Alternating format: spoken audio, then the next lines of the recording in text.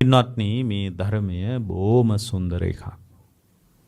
මේ ධර්මයට සමවදින සෑම කෙනෙක්ම නිවෙන්න පටන් ගන්නවා. නිවෙන්නේ නැති කෙනෙක් නැහැ. හැම කෙනෙක්ම නිවෙන්න පටන් ගන්නවා. බොහොම බරපතල තත්වයේ කෙනෙක් වුණත් සංසිඳෙන්න පටන් ගන්නවා. ඉතින් අර බරපතල චර්යාත්මක දුර්වලකම් ඇති කෙනෙක් ධර්මයේ එයා ගත්ත ගමන් විසි කරනවා. ධර්මයේ බැලූ බැල්මටම එයා බැහැර කරනවා. බැලූ බැල්මටම බැහැර කරනවා. ඉතින් ඒ ධර්මයේ බැලූ බැල්මටම බැහැර කරද්දී විශාල හානියක් එයාට වෙනවා. ඒ නිසා එයාට පරිස්සමින් ධර්මයේ දෙන්න ඕන. ඉතින් මේ ධර්මයේ කියන්නේ බොහොම බරපතල තැනක් අනික. ඒ ධර්මයේ නිවෙනවා වගේම ධර්මයේ අවභාවිතා කළොත් ඒක ඒ જાතියටම සාපයක් වගේ. දැන් මිනිසුන්ට අර සද්ධාව නැතිකමට, වීරිය නැතිකමට, සතර සතිපට්ඨානෙ නැතිකමට එයා ධර්මයේ පාවිච්චි කරන්නේ ධර්මාර්ථයකින්, සද්ධාවේ අර්ථයකින් නෙමෙයි. ධර්මයේ උදෙසා ලැබිච්ච දේ පුද්ගලික සුඛ විහරණය වෙනුවෙන් පාවිච්චි කරනවා.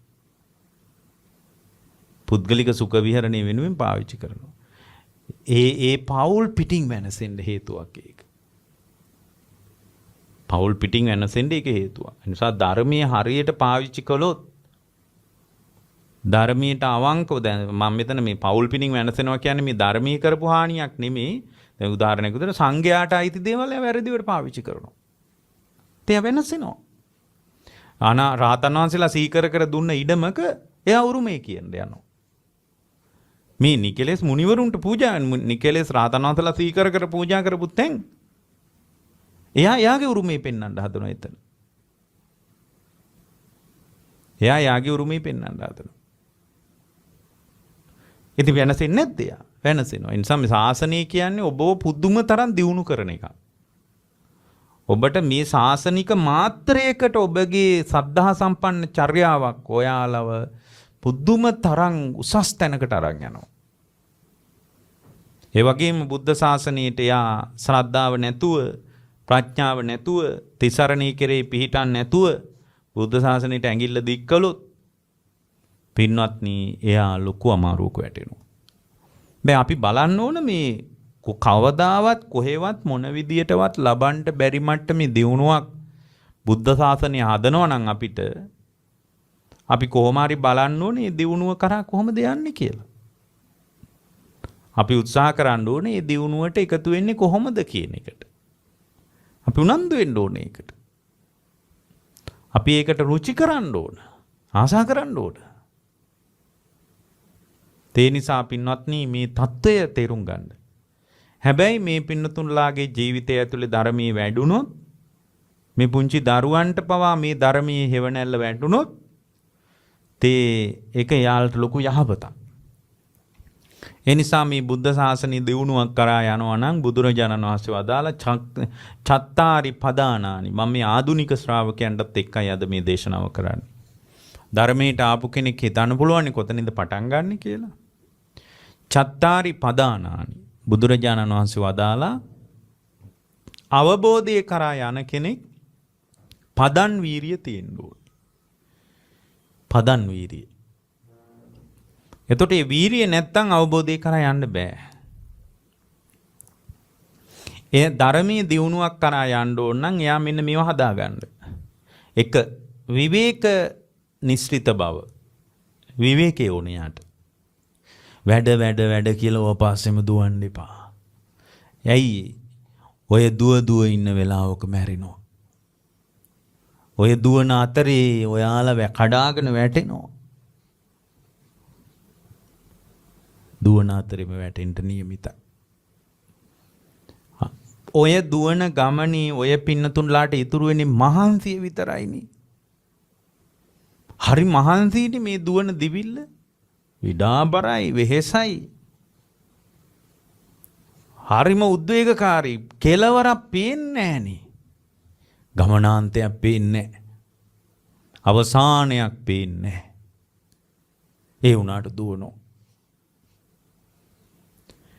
මේ දුවන දිවිල්ල අපිට කවර ආකාරයකින්වත් මා විශාල නිවහල් බවක් නිදහස්කමක් හදන්නේ. ඒ නිසා නිවන් අවබෝධය ධර්මය බුද්ධ ශාසනය පිළිසරණ ගැන මේ පින්තුන්ලාට යම් අදහසක් තියෙනවා නම් පළවෙනි දේ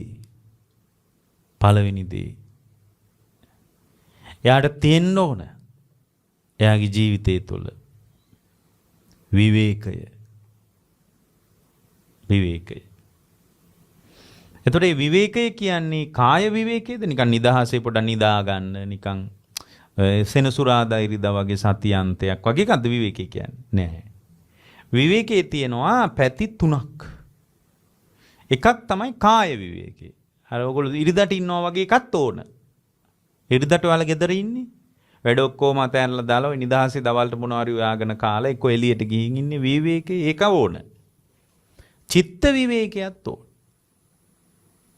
දැන් මිනිස්සු කියන්නේ මගේ හිතට නම් කිසි නිදහසක් නැහැ කියලා කියන්නේ. හිතට නිදහසක් ඕන. එතකොට විවේකයේ කිව්වම කාය විවේකයක් ඕන, චිත්ත විවේකයක් ඕන. ඊටාම වැදගත් දේ තමයි උපදි විවේකය. මොකද මේ උපදි විවේකය කියන්නේ? ලෝකයේ ස්ථිර වශයෙන් පිළිගන්න කමක් අපට තියෙනවා. ලෝකේ අපේ මනස තුල මැවෙනවා. ඒ මැවෙන මානසික ගතියට අපි සමවදිනවා. අතර මේක සමාධිය වගේ. හරි ආසයි අපි ඊන ලෝකවල ගිහින් පදිංචි වෙලා ඉන්න. මේ මානසික වශයෙන් මැවෙන ගතිය තුල අපි පදිංචි වෙලා ඉන්නවා. ඒවා ඇත වශයෙන් පිළි අරගෙන ඉන්නවා. අපිට කැමැත්ත හිතේ එනවා. ඒ කැමැත්ත හිතේ එනකොට ඒ කැමැත්තට හරියන විදිහට අපි කල්පනා කර ඉන්නවා. ඒ කැමැත්තට හරියන විදිහට අපි කල්පනා කර ඉන්නකොට ඒ කැමැත්තට හරියන ආකාරයට අපි කල්පනා කර ඉන්න මානසික ප්‍රවාහයට ආйти විදියට අපි ලෝකය එළිය හදාගන්නත් උත්සාහ කරනවා. අපි කැමති විදියට අපි එළියේ වටපිටාව අපේ දරුවෝ කොම හදාගන්න උත්සාහ කරනවා. ඒ උත්සාහය තියෙන්නේ ඔය පින්නතුන්ලා යථාර්ථය, ස්ථිරසාරාර්ථය, නිත්‍යාර්ථය, ආත්මාර්ථය, මම කියන අර්ථය මත. කැමැත්ත හිත තුල පැන නැගලා ඒ කැමැත්තට අයිති විදියට සිතුවිලි ප්‍රවාහ එනකොට ඒ සිතුවිලි වලට සමවදිනවා අපි. ඒකනේ ඔය තනියෙන් කල්පනා කරගෙන මිනිස්සු hina වෙන්නේ. සමවැදිලා ඒකට. hina වෙන්න එළියේ මොකක්වත් හේතුවක් නැහැ ඒ වෙලාවට. තනියෙන් පුඩු සැටිය වාඩි වෙලා නිකම්ම බලාගෙන hina වෙවි ඉන්නවා. ඇයි? ඒ කැමැත්තට හරියට ලෝකේ මැවිලා ඔය මනස තුල. ඒ මනස තුල මැවිච්ච ගතියට ඔය සමවැදිලා ඉන්නේ එළිය කෙනෙක් බැලුවා මේ පිසුදු ආට කියලා. ඇයි කියලා මේ අයියෝ තනියෙන් hina වෙන්නේ. නෑ මට මේ වෙන කල්පනාවක් හිටිය කියලා එයා කල්පනාව කියන්න ගන්නවා ඊට පස්සේ. එහෙනම් මතක තියාගන්න පින්වත්නි මේ යථාර්ථය කියන එක, ස්ථිරසාර අර්ථය කියන එක, නිත්‍යාර්ථය කියන එක අපේ මනස තුල මැවෙනවා. මනස තුල මැවෙ. ඒ මනස තුල මැවෙන එකට අපි සමවදිනවා. එකතු වෙලා ඉන්න ආසයි. ඒ මනස තුල මැවෙන ගතියට අපි හරි ආසයි එකතු වෙලා ඉන්න.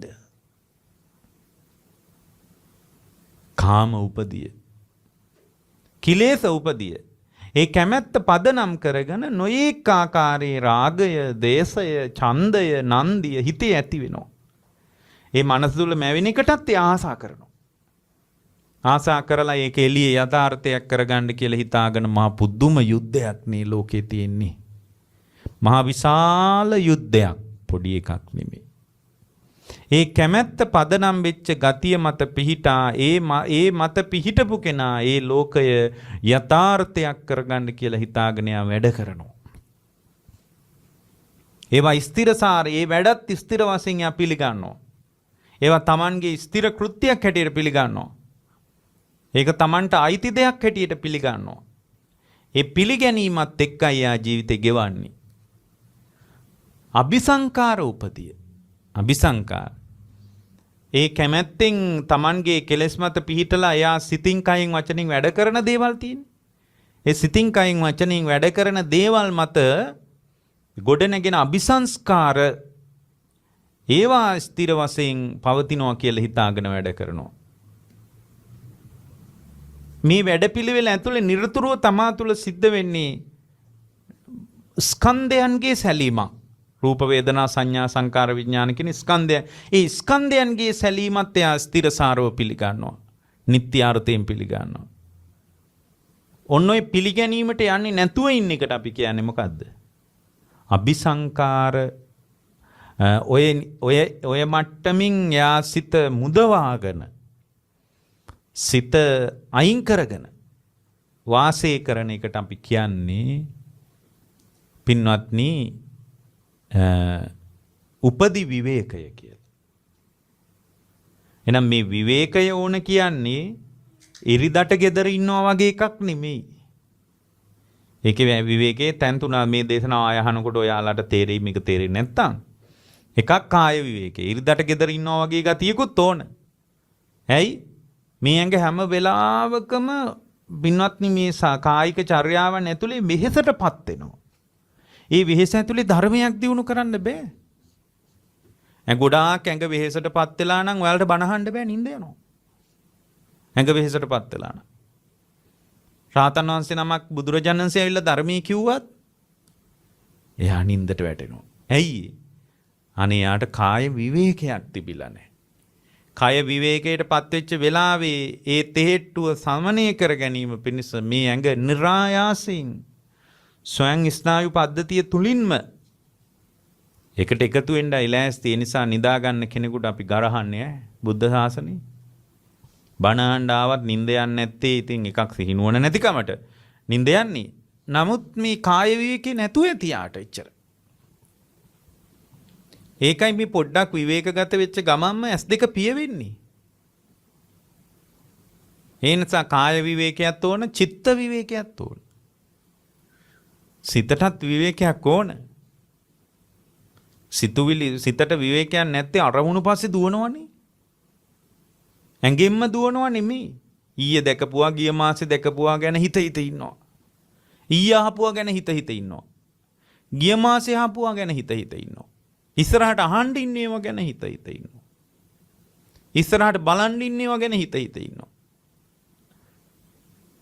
ඉස්සරහට බලන්න තවම බලලා නැහැ. ඒ ලෝකෙට එකතු වෙන්න අවස්ථාවක් හම්බෙලා නැහැ තවම. ඉස්සරහට අත්දකින්නම් කියලා හිතාගෙන අයෝ ඉන්නේ. අම්මා කෙනෙක් තාත්තා කෙනෙක් දරුවන්ගේ විවාහය සමාජයට අවුරුදු 16 ඉඳලා සැලසුම් කරනවා. අවුරුදු 16 ඉඳලා දරුවට ඉඩකඩම් හොයනවා. අවුරුදු 15 16 වෙනකොටම දරුවට රත්තරන් බඩු එකතු කරනවා. ඒ රත්තරන් බඩු අද පළඳාන්න කියලා හිතාන නෙමෙයි මේ පාසල් යන ළමයිකට අද රත්තරන් බඩු උමනා නැහැ. ඉස්සරහට දරුවට හොඳ කාලයක් යන්න ඕන කියලා හිතාගෙන අදින් අවුරුදු 10කින් තියෙන වෙඩින් එකක් ඔළුවේ තියා ගන්නවා. ඒ වෙනුවෙන් රත්තරන් බඩු එකතු කරන කමක් තියෙනවා. කොහෙද හිතට විවේකය? ආරමුණු පාසේ දුව සිත ඊටාම වෙහෙසටපත් වෙලා. සිත විඩාවටපත් වෙලා. චිත්ත විවේකයක් නැහැ. උපදි විවේකය. උපදි විවේකය කියන්නේ අර ඉස්සෙල්ලා දැන් කියපු රටාව. කෙලෙස් කාම උපදී, කිලේශ උපදී, අபிසංකාර උපදී, කන්ද උපදී ආදී ස්ථිරසාර පිළිගන්නේ. අපේ සිත ස්ථිරව පිළිගන්න. ස්ථිරව පිළිගන්න කොහෙද පින්වත්නි? හැම වෙලාවෙම ඇති වෙලා නැති වෙලා යන ලෝකයක මොනවද ස්ථිරව පිළිගන්න තියෙන්නේ? මොහොතක් ගානෙම විපරිණාමයටපත් වෙනවනම්, වෙනත් ස්වභාවයකටපත් වෙනවනම්, මොහොතක් ගානෙම වෙනස් ස්වභාවයකටපත් වෙනවා. හැම වෙලාවකම වෙනස් වෙනවා. හැම වෙලාවෙම වෙනස් වෙනවා. නිකන් ලේ ටිකක් ඇඟිල්ලෙන් අරගෙන බලන්නකෝ. ඒ ලේ වල තියෙන අගේ වෙනස් වෙලාම ආයි ඊළඟ මොහොතේ ලේ ටිකක් අරගෙන බලන්න.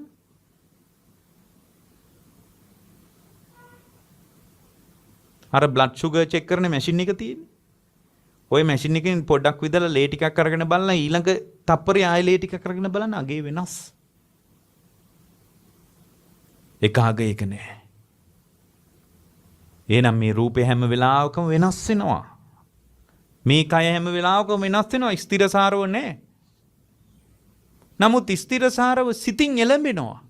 නිට්ටය වශයෙන්, ආත්ම වශයෙන්, සුඛ වශයෙන් ස්ථිරසාරව එළඹෙනවා. මේ හැම මොහොතකම මොහොතක් ගානේ වෙනස් වෙන ලෝකයක ස්ථිරසාරව පිළිගැනීම කියන්නේ මෝඩකමක් නෙමෙයිද? ස්ථිරසාරව පිළිගැනීම මොහොතක් ගානේම විපරිණාමයටපත් වෙන අඤ්ඤතාභාවී අන්‍ය ස්වභාවයකටපත් වෙන ඉපදී ඇතිවි නැතිවි බිඳි යන ලෝකයක ස්ථිරසාර පිළිගැනීම කියන එක නිට්ටය පිළිගැනීම කියන එක ආත්මීය පිළිගැනීම කියලා කියන එක පින්වත්නි මනෝ විකාරයක් නෙමෙයිද? ඒක පිළිගන්න එපා. වෙනස් වීම පිළිගන්න. විපරිණාමයටපත් වීම පිළිගන්න. අන්‍ය ස්වභාවයටපත් වීම විශ්වාස කරන්න. අද තිබ්බ ලෝකේ හෙටත් මේ විදිහටම තියෙයි කියලා විශ්වාස කරන්න. ඒ විශ්වාසය තමයි අபிසංකාර උපදී කියන්නේ. ඒ විශ්වාසය තමයි කාම උපදී කියන්නේ. කිලේශ උපදී කියන්නේ. කන්ද උපදී කියන්නේ. මේවයින් සමන්නාගත තත්ත්වයේ තම උපදී විවේකය. මිනිසුන්ට එහෙම විවේකයක් නැහැ. ඒ නිසා ඔය පින්නතුන්ලාට ධර්මයක දියුණුවක් කරා යන්න ඕන නම් ධර්මයේ දියුණුව කරා යන්න ඕන කියලා හිතෙනවා නම් පින්වත්නි ඔය චෛත්‍ය අල්ලගෙන ඉන්න එපා. රන් වැටවල් අල්ලගෙන ඉන්න එපා. බෝධින් වහන්සේලාම අල්ලගෙන ඉන්න එපා. ඒවා අතිශය සංස්කෘතිකයි. ඒවා අපිව පිරුණම් පෑම දක්වා අරන් යන ඒවා නෙමෙයි. ඒවා අපේ සදාතනික නිවීමක් දක්වා අරන් යන ඒවා නෙමෙයි. ඒවා සංස්කෘතිකයි. ඒවා තුළ තියෙන ආගමික සංස්ථාවක නියෝජනයක් సంతානීය වෙනුවෙන් කිසිම ලොකු නියෝජනයක් නැහැ. හැබැයි ඒවා හොඳයි. ඒවා නරක නැහැ. ඒවයින් කෙනෙක්ගේ කෙලෙස් අවසන්නේ බලන්නු එළියේ කොච්චර කෙලෙස් අවසන් ඒවා තියනවද කියලා. නමුත් රන් වැටක් ගහලා නිවන් දකින්න හිතනවා නම් ඒ වගේ මෝඩකමකුත් නැහැ පින්වත්. රන් වැටකින් කොහොමද නිවන් දකින්නේ? කාය විවේකයේ, චිත්ත විවේකයේ, උපදි විවේකයේ තමයි පින්වත්නි අඬබෙරය. ඒක හරියට කසකාරයෝ වගේ පෙරහැර එන්න කලින් පෙරහැර එන බව ලකුණ. විමුක්ත ශ්‍රාවකයෙක් විමුක්තිය පිණිස ලෑස්ති වෙන එකේ පෙරමඟ මූලික తত্ত্বය විවේකය ඕනේ. විවේක මන්නම් මගේ විවේකේ නැති කරගන්න කැමති නෑ. ඒ නිසා මම නම් බොහොම කිරලා මැනලා තෝරලා බේරලා තමයි දේශනාව බාර ගන්න. ආවට කියන දේශනාව වලට වඩින්නේ. ලෝකයාට බණ කියන්නේ කියලා මම මොකටද මගේ විවේකේ නැති කරගන්නේ? ඒ නිසා එහෙම නැති කරගත්ත කාලයක් තිබ්බා. දැන් නම් එහෙම කරන්නේ. දැන් මේ ප්‍රඥා නාලිකාවේ දවසකට බණ අපි කරලා තිනෝ ගොඩක් දැන් කරන්නේ. ඇයි? විවේකේ නැති වෙනවනේ. ගෙවල් වල කොච්චර බණ කියලා තිනෝ දැන් වඩින්නේ. හිසේකස් ගානට ගෙවල් වල බණ කියලා තිනෝ දැන් වඩින්නේ. පන්තල් වල බණ කියන්නේ තෝරලා බේරලා කිරලා මැනලා විතරයි. සතියේටම පන්තල් වල බණ කියන්නේ දවස් 4යි. බ්‍රහස්පතින්ද සිකුරාද සෙනසුරාද ඉරිද දවස් 4 විතරයි බණ බාර ගන්න. එච්චරයි. හැමදාම බණ කියන හාමුදුරුවෝ ඉන්නවා බොහොම හොඳයි ප්‍රශංසා වේවා එකට. ඒ නිසා ඔය මම මේකෙන් පොඩි අදහසක් ඔයාලට කිව්වේ. ලෝකයේ යහපත ගැන හිතලවත් විවේකේ නම් නැති කරගන්න එපා. ඇයි? Tamanගේ විවේකයේ පරිමාව නිවීමේ පරිමාව තීරණය කරනවා. විවේකේ නැති හැම වෙලාවකම ධර්මයට නිමි අවකාශය ලැබෙන්නේ. කෙලෙස් වලට. මිනිහෙක් අවිවේකයි කියන්නේ අන් කවර දෙයක්වත් නොව කෙලෙස් වඩනවා කියන එක. විවේකය කියන්නේ මේ භාවනා කර කර ඉන්නවා කියන එකම නෙමෙයි. විවේකය කියන්නේ නිදහස ඉන්නවා. ඒ නිදහස ඉන්න එක පවා කෙලෙස් වලට අනුග්‍රහයක් නෙමෙයි. ওই වනාන්තරවල ඉන්න සානංශලා ගැන දිනචර්යාව හරි ලස්සනයි. හරිම ලස්සනයි. මම ඔය හුදේකලාවේ ආරණ්‍ය වලටත් වඩා මේ වනාන්තරවල හිම ඉන්නව සානංශල. ලංකාවේ කැලෑවල. ශ්‍රී ලංකාවේ කැලෑවල හාඳුරුරුන්ට ඉඳ ඉඩ දීලා තිනවා. ඉස්සරහට නම් මොනවා වේද කියලා දන්නේ නැහැ. කලින් නම් දීලා තිබ්බා. ඉතින් උන්වහන්සේලා කුටි හදලා තියෙනවා. උන්වහන්සේලා ඉන්නේ මේ කැලෑවල සංඝයා ඉන්න එක හරි හොඳ දෙයක් කැලේට. ඇයි? දඩයන්කාරයෙක්වත් ඉන්නේ නැහනේ. ඉතින් කැලේට යහපතක් ඒක. ඒ නිසා මේ ආණ්ඩුවෙන් කුටි හදන්න ඕන හරිනම් කැලෑවල. හදන කුටිය කඩලා දාන්න නෙමෙයි ඕන. මොන පිළිවෙද්ද කියලා හදන කුටියට ගල් ගහන එක නෙමෙයි කරන්න ඕන. කුටි හදන්න ඕන කැලෑවල තැනින් තැන. පිළිවෙත් පුරන සංඝයා ඉන්නකොට එන්නේ මේ මිනිස්සු තණ්හාකාර මිනිස්සු එනවනේ නිදන් කඩන්න අරවා මේවා කී එනවනේ ඇති නිදානිකුත් නැහැ වගේ. එන්නේ ආරංචි යනවා ඔය කැලෑවේ සවනසනමක් වැඩ ඉන්නවා කියලා ආරංචි ගියාම දඩයන්කාරයෙක් තුවක්කු අරන් ඉන්නේ. තුවක්කු බඳින්නේ නැහැ මේ කැලේ. ඇයි අර දඩේම කරාට ඥානවල තියෙනවනේ බෞද්ධකම. අනේ මේ හාඳුරුන්ට කරදරයක් වුණොත් එහෙම ඔවසලා ඉවරයි. මට යන්න අපායක් නැති වෙයි කියලා අර දඩේම තෝරගත්තට ඇතුලේ තියෙනවා ධර්මයේ. ඥානවල අම්මා තාත්තගෙන් ආපු පොඩි උරුමයක් තියෙනවා. ඒකට ඒ නිසා දඩේම තුවක්කුවක්වත් බඳින්නේ නැහැ. ඒ නිසා ওই වනාන්තරවල ඉන්න හාඳුරුලගේ ජීවිතය ඇතුලේ භාවනාවම නෙමෙයි කැලේ කියන්නේ. කැලේ කියන්නේ විමුක්තිය. කැලේ කියන්නේ විමුක්ත අර්ථය. ආදි සුන්දරයි ජීවිතේ. අපේක්ෂා නැහැ. දවසේ ගෙවන්නේ කොහොමද කියලා රාමුවක් නැහැ. රටාවක් නැහැ. කැලේකට වෙලා ඉන්නකොට හරි ලස්සන ජීවිතයක්. උදේම ඔය මූණ කට හොදගෙන පාත්‍රයේ තරම් පිණ්ඩපාතේ ගිහින් ඒ පිණ්ඩපාතේ අරගෙන එනකොට 9 විතර වෙනවා. ඇයි ගමට යන්නත් ඕනනේ. තින් සතපුම් කීපයක් ඇවිදලා හොඳ ව්‍යායාමේ. ඇවිල්ලා දානි පාත්‍රෙ හිමීට වහලා තියලා හොඳට එතන ළඟ තැනින් ගඟෙන් හරි වැවෙන් හරි. වැවුත් නෑ ඔය තියෙනවා පොඩි නිකන් දොළ පාරවල් එහෙම තියෙනවා. ගංගා හැමත් ගලාගෙන යනවා ඔය කැලෑ මැදින් යනවනේ. හයිනකින් පරිස්සමට පැන් පහසු වෙලා. ගල් තලාවේ සිවුර වන්නලා තියලා වේලුනාම් පොරෝගෙන. 3 සිවුරක් තියෙනවනේ සිවුරු දෙකක්. මේක සිවුරක් පොරෝගෙන. අනිත් සිවුර වේලෙනකන් ඔය ගහක් යටට වෙලා ඉඳලා. ඇයි බලාපොරොත්තු නෑනේ. ලෝකයක් මා උදෙසයි කියන අදහස නෑනේ. මම ලෝකයේ උදෙසයි කියන අදහස ඒක ලස්සනයිනේ. ඔයාලට බෑනේ. මම දරුවෝ උදෙසයි කියන අදහස නසා ගන්න බෑනේ. දරුවෝ මං උදෙසයි නසා ගන්න බෑ. මැරෙනකන් ඔය සම්බන්ධය සංසිඳීම ඔය සංසන්දනාත්මක ගැළපීම මැරෙනකන් තියෙනවා. අනිකේ මැරෙනකන් තියෙන ජීවිතේ දුකක්නේ බලන්නකෝ. හෙට වැඩට යන්න වෙලානේ. අද රැට උයන්න වෙලානේ. දුකක් නෙමෙයිද? දුකක්නේ. ඉතින් එහෙම කැලේ සිවුර වේලෙනකන් ඉඳලා සිවුර පොරෝගෙන මම ওই දිනචර්ය හොන්දට දාන්නවා. මොකද මගේ ඇසුර මේ ගොඩාක් සංගයා එක්ක. ඊට පස්සේ භාවනා නැහැ තව මොකුත්. ඉන්නෝ නිකන් ගහක් යටට වෙලා මිතුරු ලතාවල රිද්මේ දිහා බලාගෙන ගස් අතරින් හමාගෙන එන හුළඟේ පහස විඳගෙන ගලාගෙන යන ජලාශ දෙස බලාගෙන කුරුල්ලන්ගේ ශබ්ද දෙස බලාගෙන ඒව තමයි විපස්සනාමය නිමිති. අය මොකක්වත් නැහැ. හොඳට ගලකට වෙලා වාඩි වෙලා ගහකට හේතු වෙලා හොඳට ශබ්දයට කන් දීගෙන ඉන්නවා. කෙලෙස් සහගත ഘോഷා නැහැ. කාමරාගයෙන් දැවිච්ච මිනිසුන්ගේ අමීරි කටුක ශබ්ද නැහැ. කුරුල්ලන්ගේ නාදේ පවා කියන්නේ විදර්ශනාවට කමටහන. ගලාගෙන යන ජලාශයක් බලාගෙන ඉද්දී බිඳි බිඳි යන රූපේ පේන්න ගන්නවා. එක ගඟක් දෙවරක් බලන්න බෑ වගේම ඒ ගඟට බහැපු මමද දෙවරක් ගොඩ වෙන්නේ නැහැ කියලා මාව පේන්න ගන්නවා ගඟින් නාලා ගොඩ එනකොට. පිරිසිදු වතුර ගලාගෙන යන්නේ දූෂිත නැහැ. පිරිසිදු වාතය හමාගෙන යන්නේ අසත්පුරුෂ මිනිසුන්ගේ වාතයෙන් දූෂණය වෙලා නැහැ. පිරිසිදු හුලං හමාගෙන ඉන්නේ. අමුතුවෙන් ෆිල්ටර් කරන්න ඕනේ වතුර. ක්ලෝරින් දාන්න ඕනේ. ස්වභාව ධර්මී විසින් මිහිරිම දේ දායාද කරලා සැබෑ විවේකයටපත් වුණු කෙනා වෙනුවෙන්. සැබෑ විවේකේ නැති කෙනාට තමයි අමිහිරි වෙලා තියෙන්නේ. කටුකයි යාගේ ජීවිතේ. ස්වභාව ධර්මයෙන් කටුක දේ දෙන්නේ. මිහිරි දේ දෙන්නේ නැහැ. කටුක දේ දෙන්නේ. ඇයි? ඒ කියන්නේ සිතුවිලි ගලන්න ඔයාලගේ සිතුවිලි ගලන්න ඇතුළාන්තයේ දූෂණය වුණා වගේ ස්වභාව ධර්මයේ ඇතුළේද ගැලීම වැඩි වෙන්න දූෂණය වෙනවා. ඒකයි වතුර දූෂණය වෙලා තියෙන්නේ.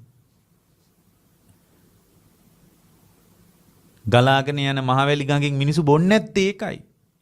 හැබැයි සමනොල කන්ද ඇසුරු කරගෙන ගඟ ගලාගෙන බහිද්දී මිනිස්සු ඒකෙන් ගන්න වතුර ෆිල්ටර් කරපු වතුරටත් වඩා පිරිසුදුයි. හැබැයි ඒ වතුරම මහවැලි ගඟේදී පින්වත්නි නාන්නත් බැරි තරම් දූෂණය වෙලා සමහර තැන්වල. මිනිසුන්ගේ సంతානයත් ওই විදියමයි. ඇතුළාන්තයටත් ඕකමයි වෙලා තියෙන්නේ. වෙන මොකක්වත් නෙවෙයි. ඉතින් ඔය වගේ ඉඳලා ඊට පස්සේ ඉතින් පෑන් පහස වෙලා වළඳනවා. 10 මාරට 11ට විතර වළඳනවා. අර පිණ්ඩපාති කරගත්ත ටික හොඳට වළඳනවා. කාගේවත් බාරයක් නැහැ. විවේකයෙන් වළඳනවා. කිසි කෙනෙක්ගෙන් ඉක්මනට පාන්සුගලට යන්න තියනවා ලෑස්ති වෙන්නේ නැද්ද? මේ බුදු පූජා තිබ්බද? දායකයන්ට පින් අනුමෝදන් කළාද? එකක්වත් නැහැ කතා. ඒ ඔක්කොම කෙලෙස් සහිත අඳෝනා. ഘോഷාකාරී වැඩි. ඒ මොකක්වත් නැහැ. පහසුවෙන් වළඳනවා. පහසුවෙන් වළඳනවා. Tamanගේම දාඩියට සිවුර තෙත් වෙලා ඒ දුර්ගන්ධයක් නැහැ. ඇයි? කෙලෙස් නැහැනේ හිතේ. අනික මේ සිවුර සුවඳ කරන්න කෙනෙක් නැහැනේ ළඟ. ඒකත් කොච්චර දෙයක්ද? ඔයාලා ඇඳුම් හොදලා ඇඳුම් අයන් කරලා ඇඳුම් වලට පර්ෆියුම් ගහන්නේ ඔයාලට සුවඳ ඕනාවටම නෙමෙයි ළඟ ඉන්න කෙනාට ගඳ ගහයි කියලා බයට. ඉතින් ළඟ Tamanගේ ගඳ දැනෙන්න සිවුරේ දුර්ගන්ධයක් දැනෙන්න කෙනෙක් නැත්තම් ඒක කොච්චර පහසුද? ඉතින් වළඳලා කරලා පොඩ්ඩක් භාවනාත් කරනවා. මෛත්‍රී වඩනවා. ජීවිතේ විදර්ශනා කරනවා. මරණ සතිය වඩනවා. ඊළඟ මොහොතේ මැරෙන්න පුළුවන් කියලා අපේක්ෂාවක් තියෙනවා. ඒ ඇස් දිහා බැලුවාම බය නැහැ. කැලෑවින්දලා එළියට එන භික්ෂුවකගේ ඇස් දෙස හොඳට බලන්න. බය කියලා එකක් නැහැ. ලස්සනයි ජීවිතේ. හවස් කාලේ වැඩ නෑ මොකුත්. නිදාගත්තත් අහැරවන්න කෙනෙක් නෑ. නැගිටින්න වෙලා ගියා. ඇයි බෝධි පූජාව තියන්නේ නැද්ද? අන්න මිනිස්සු ඇවිල්ලා කෑ ගහනවා. ඒගොල්ලෝ බුද්ධ පූජාව ලෑස්ති කරන බලාන ඉන්නවා. බුද්ධාසන වල පිරිසුදු කරලාද කියලා පොඩ්ඩක් බලන්න ගිහින් මල් ආසන ලෑස්තිද බුද්ධ පූජාවට කියලා ගිහින් බලන්න කවුරුත් කියන්නේ. පන්සල් වල වගේ ගාන්ටාර සද්ද නැහැ. ඒක ඇතුලේ තියෙන්නේ ස්වභාව ධර්මයට සමවදින්න. ඉතින් අවාසනාවකට ඔයාලට පුළුවන් දෙයින් සමවදින්න. ඊටාම විඩාබර වෙහෙස කර ගමන. අපේක්ෂා දල්වාගත් ජීවිතයක්. බලාපොරොත්තු වලින් තෙත් වෙච්ච ඇතුළාන්තයක්. සංසිඳෙන්නේ නැති ජීවිතයක්. ජරා මරණ දුක ඉස්සරහා දාඩිය දාන ජීවිතයක්. අපිට තියෙන්නේ. ධර්මයෙන් තමයි මිදෙන්න තියෙන්නේ. ඉතින් ධර්මයට ඇවිල්ලා ඔයාලට කියන්නේ කැලේ යන්න කියලා නෙමෙයි. ධර්මයෙන් දියුණු වෙනකොට සිත නිවෙනවා. ඉතින් සිත නිවෙන්න ලෝකේ අතහැරෙන්න පටන් ගන්නවා. අතහරිනවා කියන්නේ දරුවට අභියෝග කරනවා නෙමෙයි. බිරිඳට අභියෝග කරනවා නෙමෙයි. දරුවා තුලින් පවා අනිත්‍යතාවය පේනවා. බිරිඳ තුලින් පවා ස්වාමියා තුලින් පවා අනිත්‍යතාවය පේනවා. ස්ථිරසාරව මම වශයෙන් එළඹිච්ච ආරෝපී තත්වයෙන් එයාගේ සිත මිදෙනවා. තත්වාරෝපණේ නම් වූ ස්වභාවිකත්වයට ආකෘතින්ගෙන් මිදී ස්වභාව ධර්ම රිද්මයට එයා සමවදිනවා. සතුටු වෙන්න. කවුරු හරි දරුවෙක් හරි පැවිදි වෙනවා කිව්වොත් සතුටු වෙන්න. එකම දරුවා වුණත් පැවිද්දට යනවා කිව්වොත් වචන දෙකක් කියන්නේ නැතුව බාර දෙන්න පැවිද්දට. එච්චරට රසවත් පැවිද්ද. දැන් දරුවා පැවිදි වෙනවා කොහොමද අම්මා කැමති නැහැ. ඒකට කැමති නැහැ. අම්මා කැමති නැහැ ඒක. මේ පිළිවෙත් පුරන්න එනවා කියන එක ඒක සසරින් ගෙන ආපු එක. සසරින් ගෙන ආපු. පැවිද්දට අපි හරියට අනුග්‍රහ කරන්න ඕනේ. දැන් පැවිද්දට අනුග්‍රහ කරනවා. දැන් අපි නම් කලින් ওই පැවිදි කරන වැඩවලට සම්බන්ධ වුණේම නැහැ. නමුත් දැන් මං හිතාගත්තා මේ ඉස්සරහට පැවිද්දට උදව් කරන්න ඕන කියලා. දැන් අපි ළඟට එනවා කලින් පැවිදි වෙන්න. ඒ කලින් පැවිදි වෙන්න ආවම අපි පැවිදි කළේ නැහැ. ඔය අනුරාධපුර පැත්තේ එක තැන් වලට යොමු කළා. ඉතින් දැන් අපිම පැවිදි කරලා පිළිවෙත් පුරන මොකද අපි දැන් විපස්සනා කරන්න අවකාශයක් හදමින් යන්නේ. ඉතින් සිවසේම විදර්ශනා කරන්න තරුණයන්ට අවස්ථාව දෙන්න ඉතාන ඉන්නේ. ඇයි එච්චර සුන්දරයි පැවිද්ද? ඕලාරික කාමයන් නැහැ. ඕලාරික කාම විතර්කවල පැලවෙලා ඉන්නේ. හරි ලස්සන ජීවිතයක් පින්වත්නි. බලාපොරොත්තු කඩා වැටිච්ච ජීවිතයක්. කඳුළු ගලන්නේ නැති ජීවිතයක්. කැමති නැද්ද එහෙම ජීවිතයකට? කොච්චර රසවත්ද ඒ ජීවිතේ. ඉතින් ඒ ජීවිතේ වෙනුවෙන් ඔය පින්නතුන්ලා එහෙම යන්න බැරි වුණත් පැවිද්දට යන්න බැරි වුණත් තම තමන් පිළිවෙත් පුරන්න. ඒකේ පළවෙනි తত্ত্বය මූලික අඬබෙරය මොකද්ද? මූලික தත්ත්වය තමයි විවේකය. ඒකෙත් පැති තුනයි කාය විවේකය, චිත්ත විවේකය, උපදි විවේකය. දෙක. ඒ විදිහට ධර්මයේ දියුණු කරගෙන යනකොට මිබඳු ධර්මයක් මම දියුණු කරනවා කියලා වුණත් Taman තුල වැඩෙන ධර්මයවත් හුවා දක්වන්නේ නැති එක. මේ බලන්න මම ධර්මයක් දියුණු කරනවා කියලා Tamanව හුවා දක්වන්න එපා. නිකං નિરાයාසයෙන් ධර්මයට වැඩෙන්න දෙන්න. ධර්මයේ හුවා දක්වන්න එපා. තමා තුල ධර්මය හුවා දක්වන්න එපා. නිකං වැඩෙන්න දෙන්න ධර්මයට. වැඩෙන ධර්මයේ ඉස්මතු කරලා ඒක හුවා දක්වන්න ගියොත් අපිට ධර්මයෙන් පිට නැති වෙනවා. එහෙනම් තමන් තුල විවේකයේ පළවෙනි එක කාය විවේක, චිත්ත විවේක, උපදි විවේකේ දෙකම මොකද්ද? ඒ විදිහට විවේකයේ ඇතුලෙන් තමා තුල ධර්මයේ වැඩෙනකොට මම ධර්මයේ දිනු කරනවා ඔයාගේ ධර්මයේ නෑ කියලා. ලෝකේ සසඳ තමන්ගේ ධර්මයේ හොවා දක්වන්න එපා. අද වෙලා තියෙන්නේ ඕක තමයි. බිරිඳ ධර්මයේ දිනු කරනකොට මහත්යට අභියෝග කරනවා. බලන්න මම මේ පිළිවෙත් පුරනවාට මොකක්වත් නෑනේ. කියන්න එපා. මහත්ය කියනවා මේ මම ධර්මයේ දිනු කරද්දී ඇයි ඔයාට බැරි? මෙච්චර කාර්ය බහුල මම පිළිවෙතක ඉන්න ඔයාට බැරියයි කියලා Tamanගේ පිළිවෙතෙන් අනිත් කෙනාව හෙලා දකින්න එපා. දෙමව්පියෝ දරුවන්ට කියන්න එපා අපි පුතේ ධර්මයේ දිනු කරන ඇයි උඹලට බැරි කියලා අහන්න එපා. දරුවොත් ඒක අම්මගෙන් තාත්තගෙන් අහන්න එපා. අපි ධර්මයේ දිනු කරන ඇයි ඔයාට බැරි කියලා අහන්න එපා. ඒක ඇතුලේ යාව හෙලා දකින ගමන් Taman දිනු කරන ධර්මයේ නිකන් ඔසවා තබන්න දරන උත්සාහයක් වගේ පෙනේ. ඕක මහා විශාල මාන්නකාරකම. ධර්මයේ තුලින් ගොඩනගෙන ධර්මයේ වේසයෙන් එන මාරයෙක් ඔය. ඇයි? Tamanගේ ගුණධර්ම අවශ්‍ය Tamanගේ විමුක්ති මාර්ගයට මිසක් ඒ වයින් ලෝකේ කාටවත් වැඩක් නැහැ. ඒක තමයි දෙක. තුන්වෙනි එක. හැම දෙයක්ම ජීවිතේ කරනකොට නිවනට බර වෙන්න. නිවනට නැමුණු සිතක් හදාගන්න. නිවන පැත්තට පාත් වෙන්න. මොනවා කළත් ඒ කරන දේ අතරින් අතෑරෙන ජීවිතය විමුක්තිය පිණිසයි කියලා සිතන්න. මොනවා කළත් මහන්සි වෙලා කුඹුරු කෙටුවත් දුක් මහන්සි වෙලා කුඹුරු කෙටුවත් ඒ කුඹුරු කටන එක ඇතුලේ දාඩිය දාගෙන අවුවේ පිච්චෙන එක ඇතුලේ කාම ලෝකය අතහැරෙන බව දකින්න. කාම ලෝකයේ සැපවත් තැන. අපි ඉන්න තැන. මේ අපි ඉන්න තැන සැපවත් තැනක් වුණාට ඒ සැපය මම අතහැරියා අස්වැන්නක් වෙනුවෙන්. ඒ අස්වැන්නේ සැබෑ උරුමක් කරුවා මම නෙමෙයි. මගේ දරුවෝ. මගේ බිරිඳ. මගේ අම්මා තාත්තා. මේ අස්වැන්නේ සැබෑ උරුමේ මට ලැබෙන්නේ. මම මේ ගොයන් ටික කපන්න මහන්සි වෙන මහන්සිවිල්ලේ ප්‍රතිලාභය ගන්න සමහර විට කොළඹ හතේ ඉන්න කෙනෙක්. අනුරාධපුරේ තාත්තා කෙනෙක් හිතන්න ඕන. මම මේ කුඹුරු වැඩ කරලා මං කැප කරන ජීවිතේ ප්‍රතිලාභය සැබෑ අතෑරීමක්. ඇයි? දහඩියට පිච්චි අවුවේ වේලි පිපාසයේ දරාගෙන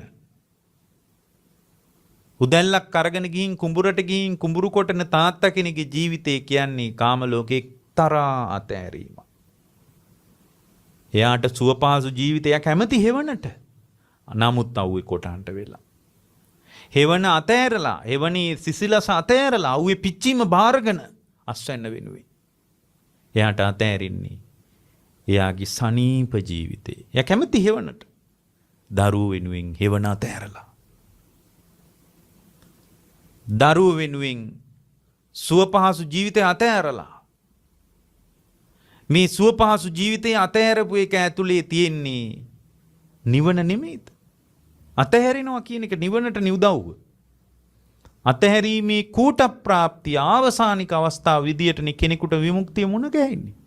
එහෙනම් කුඹුරු කොටන තාත්තා කෙනෙකුට සිතුවිල්ල විතරයි උපද්දවන්න ඕන. එයා කුඹුරු කොටනවා නෙමෙයි කෙලස් ටික පෙරලනවා වගේ පෙනෙයි. කුඹුර කියන්නේ විදර්ශනාවේම අවකාශයක් බව එයා දකින්න ඕන. කුඹුරු කොටන ගමන් පන්තලට ඇවිල්ලා අනේ හාඳුරුනේ වෙලාව නැහැ. මේ කුඹුරු වැඩත් එක්ක අපිට කොහෙද වෙලාවක්?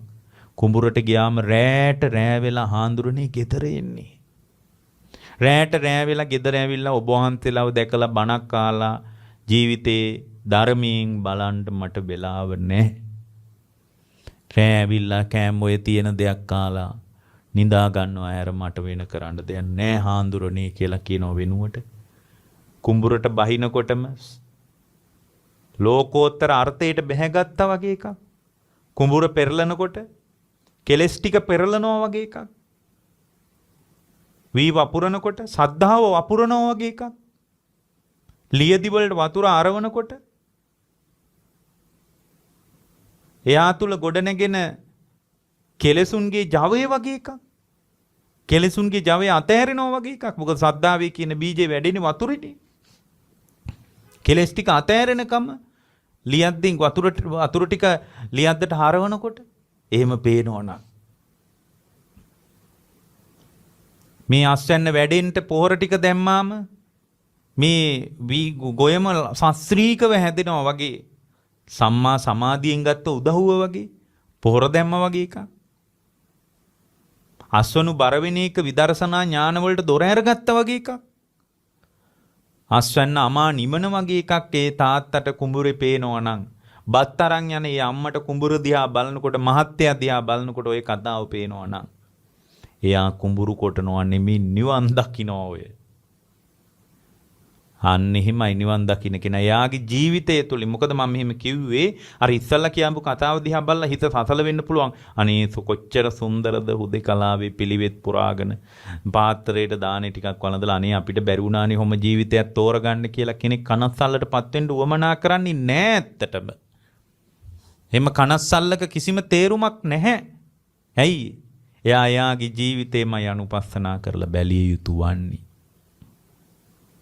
එයාගේ ජීවිතය තුළමයි අනුපස්සනාවට ප්‍රායෝගිකව පාවිච්චි කරන්න ඕනේ.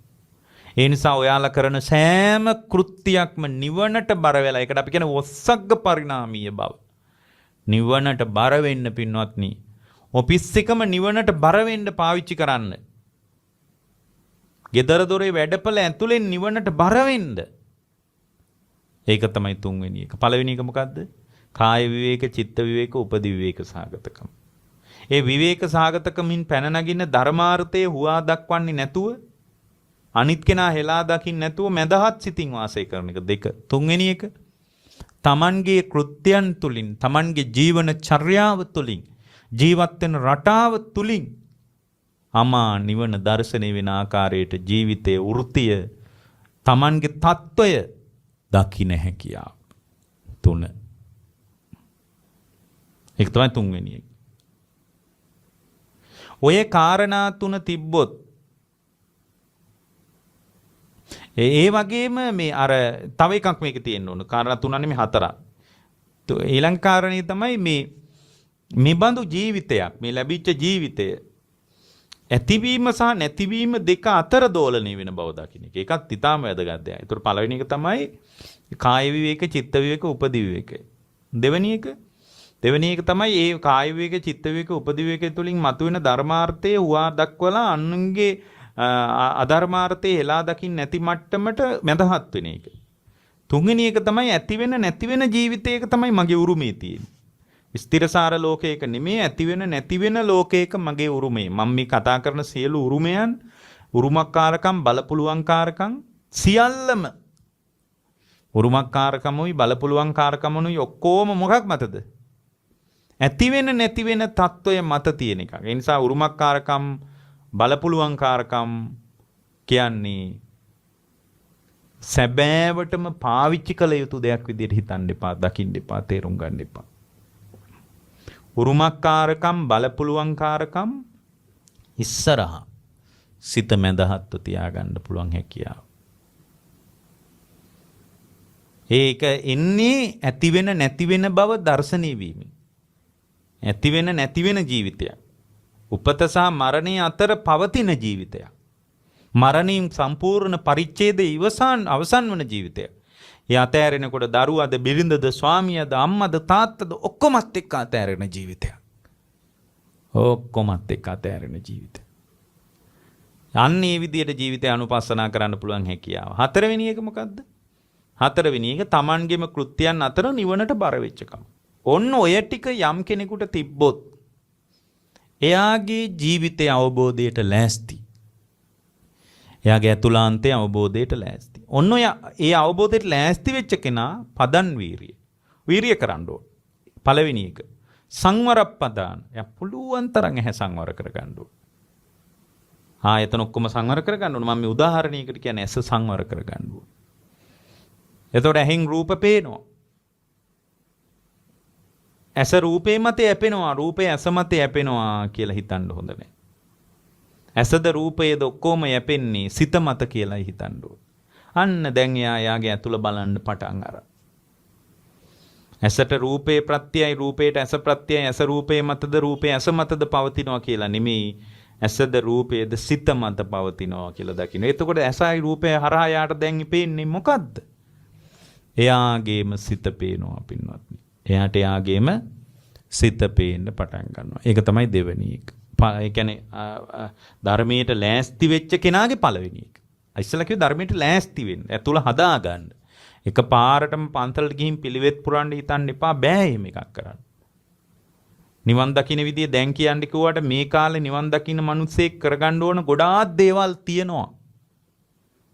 දෙවෙනි එක මොකද්ද? දෙවෙනි එක තමයි පින්වත්නි පහානප්පදාන. පහානප්පදාන කියන්නේ ඇස හරහා Taman තුල ඇතිවෙන කාම විතර්ක, ව්‍යාපාද විතර්ක, හිංසා විතර්ක, අකුසල විතර්ක ගැන සංවේදී වෙන්න. ඇසින් ඔයාලට කාම විතර්ක උපදින්න නියමිතයි. ව්‍යාපාද විතර්ක දකින්න දේ නිසා දුම්නස ඇති වෙන්න නියමිතයි. ඒ නිසා මේ දකින්න මට්ටම තුල මගේ අභ්‍යන්තර සිත තුල නොඑක් විතර්ක හට ගන්න බව දකින්න. කාම විතර්ක දුරු කිරීම පිණිස යාට ජවයක් ඕන. එහෙනම් යා ඇස ගැන සංවේදී වෙන්නත් ඕන, ඇසේ පිලිසරණ සිත බව දකින්නත් ඕන. සිත බව දැකලා සිත තුල ඇස හරහා අත්දකින්න ලෝකයේ පදනම් කරගෙන තමන් අවුල් වෙන්න පුළුවන් බවත් දකින්න ඕන. ඒක දකින්න ඕන පින්වත්නි. තුන්වෙනි එක තමයි බුදුරජාණන් වහන්සේ අපට අනුදැනව දාලා භාවනප්පදාන. භාවනප්පදාන කියන්නේ දැන් ඉතින් යාගේ සිත දකින්න කෙනෙක්, එයාගේ සිත විමසන කෙනෙක්. එම විමසන කෙනා එයාගේ සිත වඩන්න ඕන. අන්න උතනයි භාවනාව ඕන. පොඩ්ඩ යාගේ විතර්ක දැනගෙන, දැන් කාම විතර්ක වලින් බැට කනවනම් අසුබය වගේ භාවනාවක් වඩන්න ඕන. ව්‍යාපාද විතර්ක වලින් බැට කනවනම් මෛත්‍රී සමාධිය වගේ එකක් වඩන්න ඕන. එයා තමන්ම අඳුනගත්ත කෙනෙක් විදියටයි වඩන්න ඕන. අඳුනා නොගත්ත කෙනෙක් විදියට නෙමෙයි පින්වත්නි වඩන්න ඕන. එයා යාව අඳුනගත්ත කෙනෙක් විදියටයි වඩන්න. අපි හිතමුකෝ නොයේක් හරි කලබලයි. සමහර අය ඉන්නවා හරි කලබලයිනේ. වැඩක් කරන්න ගියාම හරිම කලබලයි. එහෙට දුවනවා මෙහෙට දුවනවා දඟලනවා. ඉතින් මොකක් කරගන්න බෑ. එහෙම කලබල කෙනෙක්ගේ කලබල දැන් සමහරට ආගමික වැඩක් කරද්දියත් කලබලයි. ස්වාමීන් වහන්සේ නමක්ගේ දෙයක් කරන්න ගියත් මහා පුදුම කලබලයක්. හරියට දඟලනවා. ඒ කලබල නම් ඇයි ඒ කලබලය ඇත්තේ එයා තුල වැඩිම දුර්වල නිසා. ඒතකොට එයා මොකද කරන්නේ? ආනාපාන සතිය එකක් වඩන්න ඕනේ. ඇයි කලබල වෙච්ච හිතක් තියෙන කෙනෙකුට හොඳම කමටහන මොකද්ද? ආනාපාන සතිය වඩන එක. කලබල වෙච්ච කෙනෙකුට හොඳම විසඳුම ඒක තමයි. ඔන්න ඔය විදියට Tamanගේ தත්වයන් අඳුනගෙන, Tamanව දැකලා, Tamanව තේරුම් අරගෙන. තේරුම් ගත්ත, අඳුනගත්ත, දැනගත්ත කෙනෙක් විදියටයි මේ වැඩිම, මේ පුරුදු කිරීම කළ යුතු වන්නේ. ඊළඟට හතරවෙනි එක තමයි අනුරක්කණක් පදාන. හැම වෙලාවකම වඩනකොට ඒ සංසුන් වෙන සිත, සංයමයකට පත්වන සිත වඩන්න දැන් භාවනා කරන්න බොහොම සංසිඳනවා හිත. ඒ සංසිඳුණු සිතින් කෙලෙස් අහුලන්න යන්න හොඳ නැහැ. ඒ සංසිඳුණු සිත දක්ෂකම. ඒක මහා පුදුම දක්ෂකම. ඒ සංසිඳුණු සිත විදර්ශනා කරන්න ඕන. ඒක තමයි හතරවෙනි එක. ඔය ටික තිබ්බොත්. ඒතර පළවෙනි එක මොකද්ද? විවේකය. ඒක භාවනා ධර්මයට පටන් ගන්න තැන. ධර්මයට අත්පොත. ඊට පස්සේ ඒ වැඩෙනකොට තමන් තුළ වැඩෙන ධර්මයේ හුවා දක්වලා ධර්මයේ නැති කෙනා හෙලා දක්වන. ඔක හරියට ධර්මශාලාවල වෙන වැඩ. මම භාවනා කරනවා කියලා පෙන්නනවා. ඔයා භාවනා කරන්නේ නැහැ කියලා එයාට ගරහනවා. මොකක්ද මේ වැඩේ? ඒක බුදුහාස නිකන් නෙමෙයි. ඊට පස්සේ ඇති වෙන නැති වෙන මට්ටමේ ජීවිතයක් තුළ මම ඉන්න බව දකින්න එක. ඊට පස්සේ නිවනට බර වෙන එක. සමන්ගේ කෘත්‍ය ඇතුළෙන්ම නිවන දකින්න එක. ඔන්න දැන් යා අවබෝධයට ලෑස්ති. එතනදී සංවරප්පදාන, පහානප්පදාන, භාවනප්පදාන, අනුරක්කනප්පදාන කියන එක ඇතුලේ පදන් වීරිය හැදුවොත් එයාට ඊළඟට මුණ ගැහෙන්නේ සුන්දරම අවස්ථාව. ඒ සත්‍ය අවබෝධයට දොරගුල් ඇරෙන එක. මෙච්චරයි ඕන අවබෝධය කරා යනවන. ඉතින් මේ දේශනාව නැවත අහලා ආදු විශේෂයෙන්ම අලුතෙන් ධර්මයට එන අය. තරුණ දරුවෝ මේක හොඳට ආල ඔලුවට අරගෙන ඉතින් මේක හොඳට ජීවිතයට හදාගෙන නැගිටින්න ධර්මයෙන් කෙලස් ටික ගසලා දාන්න. කෙලස් ටික ගසලා දාන්න ඇති වෙනවා සැහැල්ලුවක්. හරියට පියාපත් බර විතරක් තියෙන පක්ෂියෙක් වගේ ලෝකයට ඇතැරලා දාන්න පුළුවන්. ඒ බඳු අතෑරීමක් පිණිස මේ බුද්ධ දේශනාව හැම දිනාටම උපකාර වේවා කියලා අපි ප්‍රාර්ථනා කරනවා.